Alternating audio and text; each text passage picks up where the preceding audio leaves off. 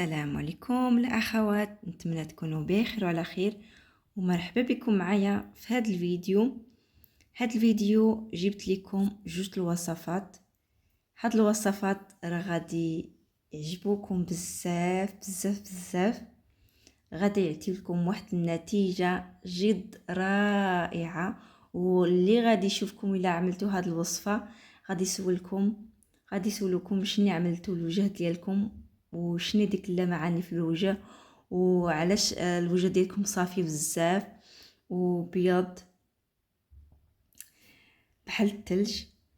راه هاد الوصفه الا طبقتوها تشكروني بزاف، وغادي تعاودوا تستعملوا هاد الماسك وهاد المقشر. المهم غادي نبدا معاكم ونوري لكم شنو عندي، شنو غادي نستعمل في هذا المقشر وفي هذا الماسك. عندي هنا الحمص مازال غادي نطحنو. الحمص، وهنا الرز ما عبرتش. المهم شحال بغيتو تعملوا نتوما ديال الماسك وشحال بغيتو تعملوا ديال المقشر، عينكم ميزانكم. وعندي هنا الياغورت طبيعي، ما فيه حتى شي نكهه مسوس. وعندي هنا ليمونه، غادي نحتاج غير القشور ديالها وصافي. وعندي هنا هاد الزيت فيه بزاف د الزيوت مخلط، فيه الزيت ديال الورد، الزيت ديال اللوز، وفيه بزاف د الزيوت مخالطين، زيت الليمون وزيت الكوكوس. هاد الزيت مزيونه، انا يلاه عاد شريتها، كنشوف كيشكروها بزاف، استعملتها غير جوج المرات عجبتني بزاف. المهم غادي نستعمل هاد الزيت. الا عندكم نتوما زيت اللوز استعملوا زيت اللوز، ولا عندكم شي زيوت اخرين عملوا الزيوت اللي عندكم. وعندي هنا الماء، غير الكاس صغير هيداك، شحال غادي نحتاجو في غير شويه في المقشر. المهم غادي نطحن هاد الحمص وهاد الرز وغادي نرجع معاكم نوري لكم. المهم في الاول غادي نقشر هاد الليمونه. صافيه هي قشرتها الاخوات. دابا غادي نحطها في هاد الطنجره، نحط عليها الماء. المهم نحطها كامله صافي، نحط عليهم هاد الماء، الكاس صغير د الماء، نخليهم يتغلاو يغليو مزيان. غطيوه من احسن دوك الفقاعات راه فيهم الفوائد ما تخرجش على برا. غطيوها بغطايه صافي. غادي نحطها على النار باش طيب مزيان. ايوا صافي، ونرجع معاكم باش نطحن الحمص والرز. هنا الاخوات طحنت الحمص، طحنته مزيان في الماكينه ديال الطحانه كطحن. والرز عاوتاني طحنته هنا مزيان. وغادي نحضر معكم المقشر هو الاول.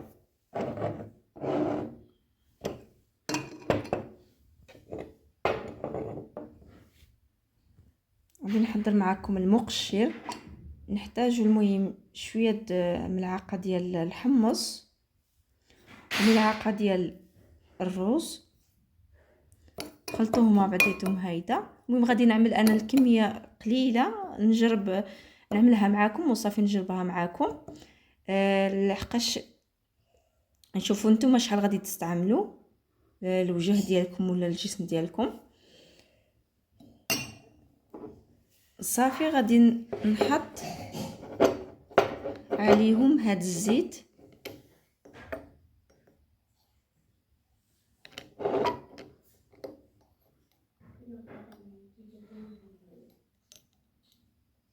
هاد الزيت، شويه الزيت.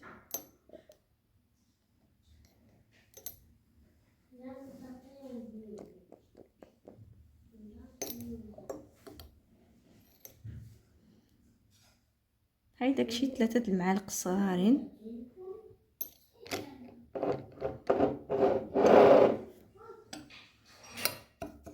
صافي نخلطوهم هادو مع بعضياتهم. ها هو الماء اللي استخرجت من داك القشور د الليمون، داك القشور د الليمون اللي غليته مع الماء. صافي هذا هو اللي خرج لي، وغادي نحط شويه من هذا الماء، شويه من هذا الماء في هذا المقشر.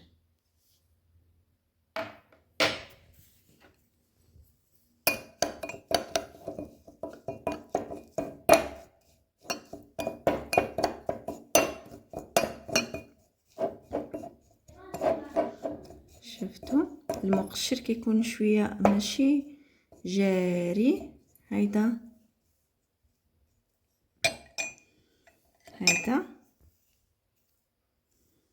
وتقشروا به البشره ديالكم. الماسك نحتاجو الرز والحمص، خلطوهم هيدا مع بعضياتهم. الياغورت،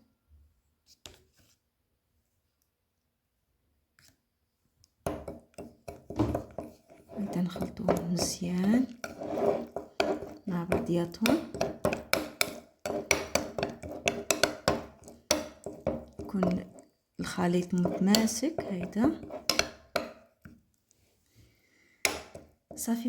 من احسن هذا الماسك خليوه شويه يطلق مع الياغورت، هيداك 10 دقائق 5 دقائق باش تطلق مزيان الحمص ولا الرز، الفوائد ديالو مع الياغورت، وعاد تستعملوه على الوجه ديالكم ويدين ديالكم.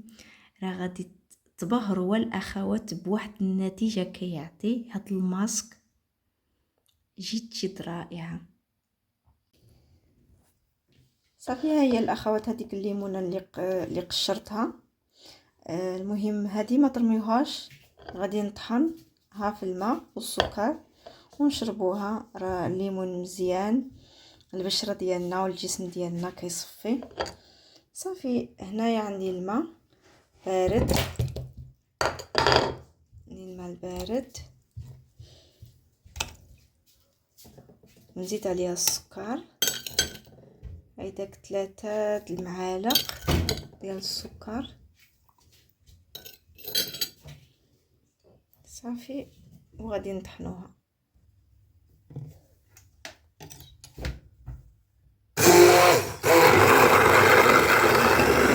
هذا هو الليمون اللي طحنت مع الماء العصير اللي غادي تشربوه. هو الليمون صحي بزاف الجسم ديالنا، كيصفي كينقي.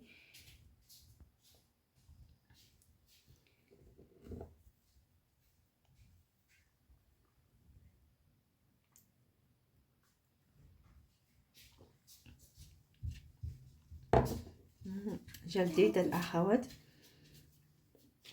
هذاك اللي عندكم الثلج اعملوا معاه الثلج والنعناع، الا عندكم النعناع في الدار.